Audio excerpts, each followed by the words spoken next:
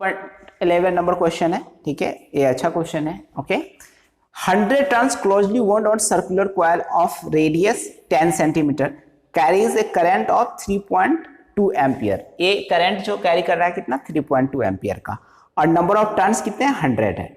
What is the field at the centre of the coil, coil के centre पर field कितना होगा।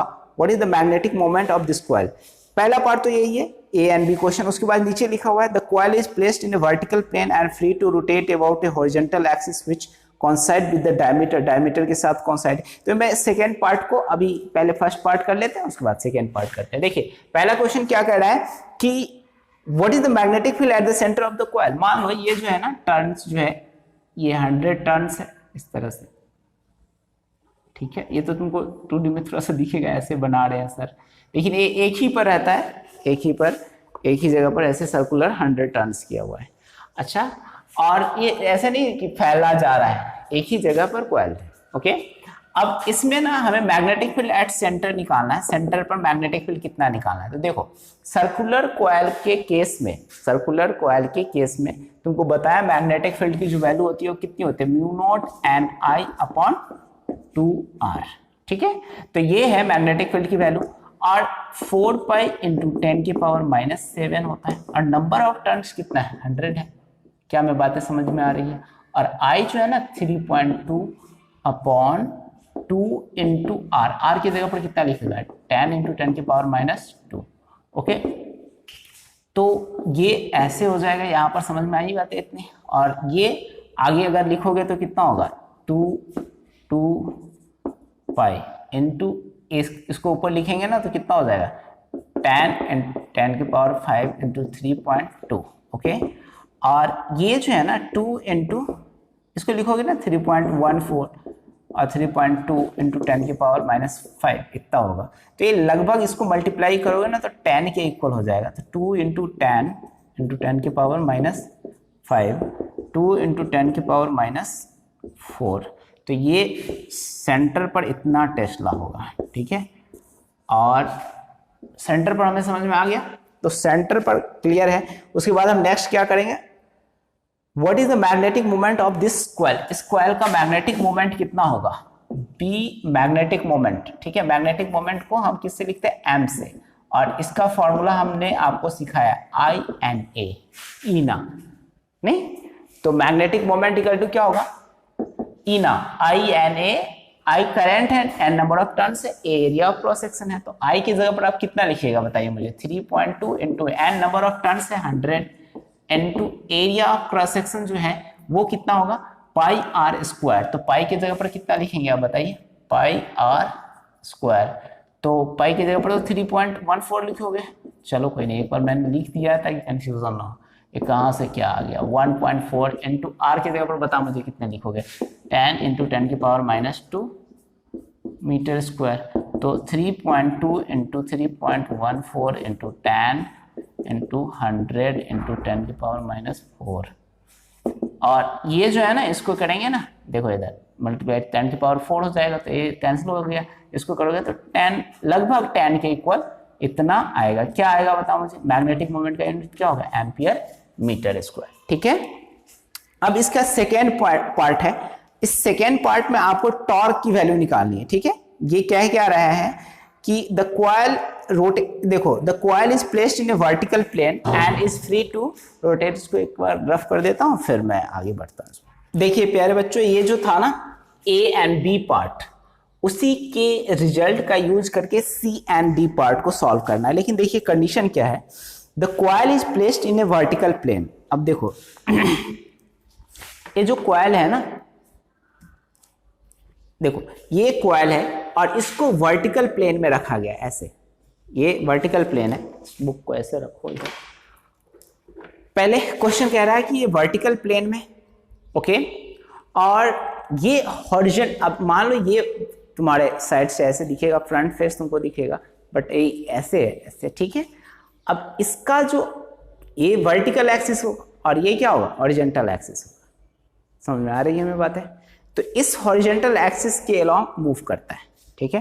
Question क्या कर रहा है कि इनिशियली मैग्नेटिक फील्ड जो था ना वो इस कॉइल के एक्सिस के अलोंग था। एक्सिस के अलोंग मतलब जो नेचुरल एक्सिस होता है वो कॉइल के बीच से सेंटर से पास करता है, ठीक है, उसके अलोंग था मैग्नेटिक फील्ड। अब ये मैग्नेटिक फील्ड जो हो गया ना ऐसे हो गया, जिसके अलोंग जिस डायरेक्शन में वो मूव करता है उसके अलोंग हो गया। मूव किस डायरेक्शन में करता है? हॉरिजॉन्टल एक्सिस के। हॉरिजॉन्टल ये होगा, ठीक है, वर्टिकल ये है तो हॉरिजॉन्टल तो यही होगा ना, ऐसे। तो ये वर्टिकल एक्सिस, ये वर्टिकल एक्सिस है, ये हॉरिजॉन्टल, ठीक है, और इसके चारों तरफ ऐसे ऐसे घूम गए। एक कॉइल क्लियर हो रहा है? एक कॉइल तो तूने समझा ही था, इसे बनाया मैंने तुमको सिखाने के लिए, ठीक है। अब ये ऐसे मूव करेगा तो इनिशियली समझ में आया, इनिशियल सिचुएशन क्या था? मैग्नेटिक फील्ड भी ऐसे था और एक्सिस भी ऐसे। अब एक्सिस ऐसे हो गया और मैग्नेटिक फील्ड भी इसी के अलोंग हो गया, ठीक है। तो अब देखो, इनिशियली मैग्नेटिक मोमेंट जो एरिया वेक्टर के अलोंग होता है, तुमको सिखाया मैंने, उसके एक्सिस के अलोंग होगा मैग्नेटिक मोमेंट का डायरेक्शन। नहीं, करंट ऐसे मान लो फ्लो हो रहा है तो इसके अलोंग करते हैं, तो ये जिस डायरेक्शन मैग्नेटिक फील्ड का डायरेक्शन होता है ओरिजिनल कॉइल के मैग्नेटिक फील्ड का जो डायरेक्शन, एक्सटर्नल मैग्नेटिक फील्ड नहीं, उसी के अलोंग क्या होता है? मैग्नेटिक मोमेंट का डायरेक्शन। तो magnetic moment and magnetic field, external magnetic field was making angle 0 degree. Initially तो इतना ही बना रहा था, अब कितना बनाएगा?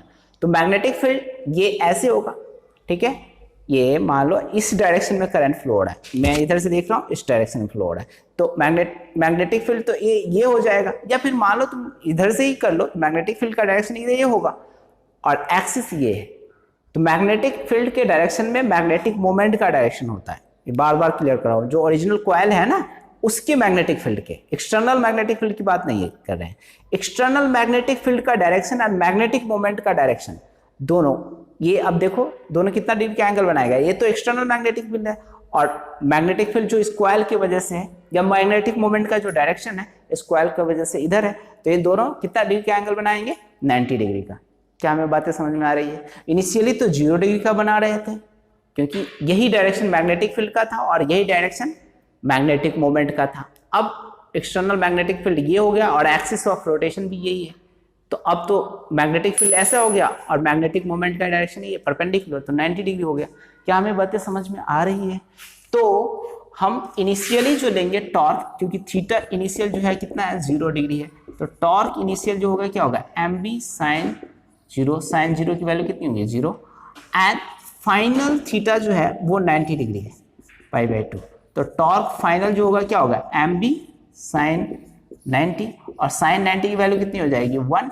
तो mb, और हमें पहले से कुछ बातें पता है, या यहीं पर लिख लो, टॉर्क फाइनल कितना हो जाएगा? m की जगह पर कितना? मैग्नेटिक मोमेंट 10 है, और मैग्नेटिक फील्ड जो है एक्सटर्नल दिया हुआ है वो कितना है?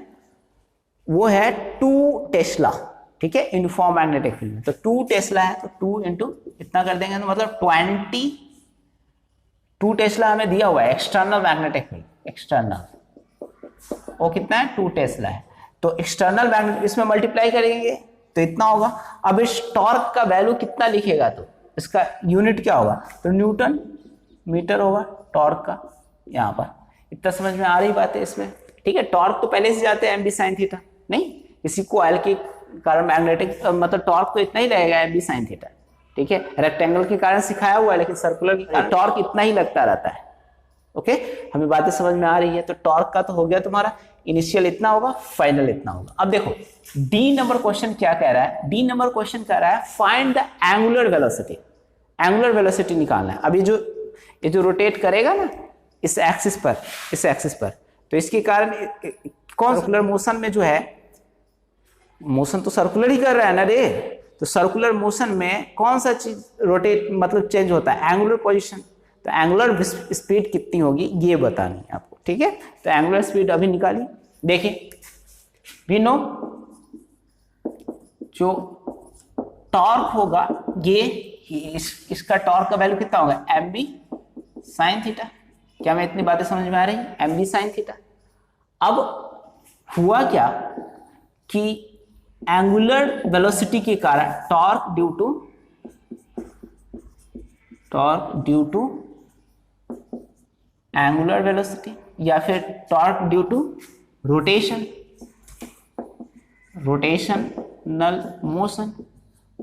मोशन के कारण टॉर्क कितना होगा? तो टॉर्क ड्यू टू रोटेशन जो होगा वही तो इक्वल होगा, वही तो दे रहा है रोटेशनल मोशन, यही टॉर्क तो दे रहा है रोटेशन। तो ये कितना के इक्वल होता है, आई इंटू अल्फा। अब यहाँ आई क्या है ये लिख लो, I equal to moment of inertia है, ये तुम जानता होगा, moment of inertia, and alpha equal to क्या है, एंगुलर एक्सेलरेशन। ठीक है, एक्सेलरेशन। क्या हमें बातें इतनी समझ में आ रही है, एंगुलर एक्सेलरेशन। अब देखो इसको अगर तुम लिखोगे ना बेटा, तो ये अल्फा इक्वल टू क्या होगा, D omega upon d t. क्या हमें इतनी बातें समझ में आ रही है। तो अगर इनको अगर तुम थोड़ा सा मैनिपुलेट करो इस चीज को, तो डी यहीं पर लिख देता हूं, चूंकि d omega equal to d t होता है, तो हम इसको क्या लिख सकते हैं, इस अल्फा का तो वैल्यू तुम जानता था ना, अल्फा एंगुलर एक्सेलरेशन क्या होगा, rate of change in angular velocity, तो d omega upon d t. क्या हमें बातें इतनी समझ में आ रही है, d omega upon d theta in d theta upon d t. Okay, अब देखो d theta upon d t को हम क्या लिखेंगे, ओमेगा यहां पर लिखेंगे तो आगे भी लिख सकते हैं D omega upon d theta. क्या हमें इतनी बातें समझ में आ रही है।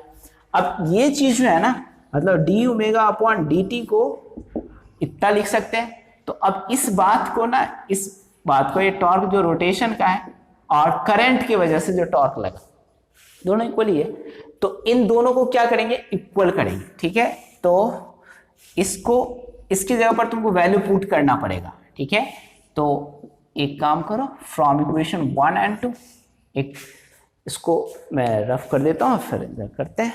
ठीक है, ये देखो, ये इसको तुम लिखोगे ना, तो यहाँ पर टॉर्क इक्वल टू ये जो है उसकी जगह पर लिखोगे तो I d omega upon d t equal to क्या लिखोगे, एम बी साइन थीटा। तो I d omega upon d t, d omega upon d t equal to I omega d omega upon d theta equal to M B sine theta. Okay, और I equal to omega d omega m B sine theta into d theta. क्या हमें बातें समझ में आ रही है। तो अगर हम मान लो इसको इंटीग्रेट करें, integrating both side, integrating both side, दोनों तरफ इंटीग्रेट करो, तो हम इंटीग्रेट करेंगे ना, तो मोमेंट ऑफ इनर्शिया तो कांस्टेंट है, आई करंट नहीं है प्यारे बच्चों, आई मोमेंट ऑफ इनर्शिया है। तो ये ओमेगा डी ओमेगा है और इनिशियल जीरो है, फाइनल जो है ना डब्ल्यू एफ लिख लेता हूं मैं। ठीक है, फाइनल यही निकालना है आपको, इनिशियल तो जीरो ही था। ठीक है, बाद में ये इस पर लगने लग गया टॉर्क, तो वो कितना कर दिया, इनिशियल तो टॉर्क निकाला, ये जीरो था, बाद में जब डायरेक्शन चेंज करी मैग्नेटिक फील्ड की तो टॉर्क लगना चालू हुआ, और ये इतना है। ठीक है, तो ये M B sine theta into d theta, और ये कितना होगा, 0 से π/2। क्या हमें इतनी बातें समझ में आ रही है। तो आई ओमेगा स्क्वायर अपॉन 2, 0 से omega F equal to M B, और साइन थीटा का इंटीग्रेशन क्या होगा, माइनस का कॉस थीटा 0 से π/2, और इसको हम लिखेंगे आई ओमेगा एफ स्क्वायर अपॉन 2, और ये एम बी, यहाँ से इसको करेंगे ना तो कॉस 90 क्या हो जाएगा, 0, तो ये कॉस 90 जो है ना ये 0 हो जाएगा, माइनस माइनस प्लस हो जाएगा, तो कॉस 0 1 होगा। ये इतनी बातें समझ में आ रही है हमें। तो एक से ओमेगा